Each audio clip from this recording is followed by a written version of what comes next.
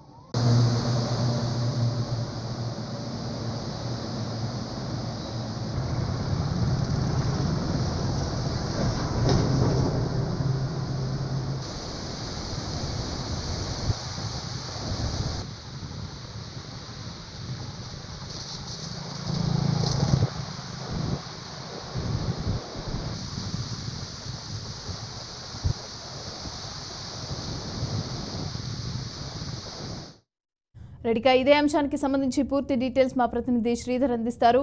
శ్రీధర్, భద్రాచలంలో నీటి మట్టం పెరిగినట్టుగా తెలుస్తోంది. అయితే దీనికి సంబంధించి అధికారులు ఎలాంటి జాగ్రత్తలు తీసుకుంటున్నారు, ఏంటి డీటెయిల్స్? మమతా, భద్రాచలం వద్ద గోదావరి ప్రవాహం అనేది ప్రమాదకరంగా మారుతుందని చెప్పుకోవచ్చు. ఎందుకంటే నిన్న సోమవారం ఉదయం మొదటి ప్రమాదక హెచ్చరికతో మొదలుపెట్టి మధ్యాహ్నానికి 48 గంటలు చేరుకుంది. ఆ తర్వాత మనకు అర్ధరాత్రి 12 గంటల వరకు వచ్చేసరికి 50 అడుగులకు చేరుకుంది. అంటే రెండవ ప్రమాద హెచ్చరిక కూడా దాటి ప్రవహిస్తుంది. అంటే మరొక 3 అడుగులు కనుక వస్తే మూడవ ప్రమాద హెచ్చరిక కూడా చేసేటువంటి అవకాశం ఉంది. మొత్తం మీద చూస్తే కనుక భద్రాచలం ముంపు కాలనీలు ఇక్కడ దుమ్మగూడెం చర్ల మండలంలో రాకపోకలకు తీవ్ర అసౌకర్యం అయితే కలుగుతుంది. ఎందుకంటే మొత్తం రోడ్లు కూడా బ్లాక్ అయిపోయినాయి. తర్వాత చుట్టుపక్కల ఉన్నటువంటి కాలనీలు కావచ్చు, మండలంలో ఉన్న గ్రామాలు ఇప్పటికే జలమయమే అని చెప్పి మనం చెప్పుకోవచ్చు. ఇక ఆర్డీఓ దామోదరు తన యొక్క రెవెన్యూ సిబ్బందిని టోటల్ మొత్తం కూడా అప్రమత్తం చేశాడు. దాంతో పాటు ముంపు గ్రామాలకు రాకపోకల విషయంలో కొంచెం ఇబ్బందికరమైనటువంటి పరిస్థితులు అయితే మనం ఎదుర్కొనేటువంటి అవకాశం ఉంది. ఎందుకంటే ఇప్పటికే పర్ణశాల కావచ్చు, పర్ణశాల ప్రాంతాల్లో సున్నంబట్టి భేదాగులపాడు ఈ రాకపోకలు మొత్తం నిలిచిపోయినాయి. ఇంకా కనుక మూడో ప్రమాద హెచ్చరిక కనుక దాటితే దీంతో పాటు దుమ్మగూడెం చర్ల మండలాలలో టోటల్ గా ప్రధాన రహదారి ఉంది. దాని మీదకి మొత్తం కూడా నీళ్లు వస్తాయని చెప్పి చెప్పడం జరిగింది. దీనివల్ల ఇటు ఛత్తీస్గఢ్ కావచ్చు, ఒడిశా రాష్ట్రం కావచ్చు, ఇటు ఆంధ్రప్రదేశ్ కావచ్చు, అంటే 3 రాష్ట్రాలకు కూడా టోటల్ గా రాకపోకలు స్తంభిస్తాయని చెప్పి చెప్పుకోవచ్చు.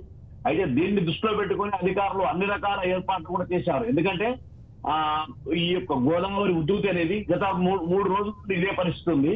ఇంకా మళ్ళీ 3 రోజుల వరకు వర్షాలు ఉన్నాయని చెప్పి అధికారికంగా మనకు సమాచారం అయితే వస్తుంది. కాబట్టి ఇంకా పెరిగే అవకాశం కూడా ఉంది. కాబట్టి ఇప్పుడున్న పరిస్థితుల్లో ఆ ప్రాంతంలో గర్భిణీ స్త్రీలందరూ కూడా, ఎందుకంటే వైద్య ఆరోగ్యం ముందు కావాల్సింది, వీళ్ళకు ప్రాణాలు రక్షించడమే ముఖ్యంగా పెట్టుకున్నారు. కాబట్టి ఈ వైద్య ఆరోగ్య శాఖ వారికి సంబంధించినటువంటి జిల్లా సూపరింటెండెంట్ అధికారి, భద్రాచలం సూపరింటెండెంట్ అధికారి రామకృష్ణ ప్రత్యేక శ్రద్ధ తీసుకుని సుమారు 38 మంది గర్భిణీ స్త్రీలను ఈ యొక్క దుమ్మగూడెం ప్రాంతంలో, ఎందుకంటే రాకపోకలు కట్ అయితే వాళ్ళకు ఇబ్బందికరమైనటువంటి పరిస్థితులు ఏర్పడుతుంది. కంటే వీళ్ళందరినీ కూడా భద్రాచలం తీసుకొచ్చి ప్రత్యేక వార్డు చేసి తనే దగ్గరుండి మొత్తం వాళ్ళ యొక్క సపర్య చేస్తున్నారు. అన్ని రకాల ఏర్పాట్లు చేస్తున్నాడు. పౌష్టికాహారం కావచ్చు, ఆరోగ్య సౌకర్యం కావచ్చు. అదే జిల్లా కలెక్టర్ జితేంద్ర పటేల్ కావచ్చు, రోహిత్ రాజ్ కావచ్చు, అనునిత్యము అంటే ఏ సమయంలో ఎలా ఉంటుంది అంటే కేంద్ర జల వనరుల యొక్క శాఖ యొక్క సూచనలను దృష్టిలో పెట్టుకొని అన్ని రకాల ఏర్పాట్లు, అంటే ఎక్కడికెక్కడికి వాళ్ళని ఎలక్ట్ చేయడం కావచ్చు. ఎందుకంటే మూడవ ప్రమాదక హెచ్చరిక కనుక వస్తే పట్టణంలో కూడా వరదలు వచ్చేటువంటి ముంపు కాలనీలు ఉన్నాయి. కాబట్టి దాన్ని దృష్టిలో పెట్టుకొని ఎక్కడైతే యొక్క స్లూయేజ్లు ఉన్నాయో వాటి దగ్గర మనం మొన్న కూడా చెప్పాం, గత 4 రోజుల నుండి కూడా మోటార్లు వేసి ఆ యొక్క మోటార్ల నుండి నీటిని మళ్ళీ గోదావరికి పంప్ చేస్తున్నారు.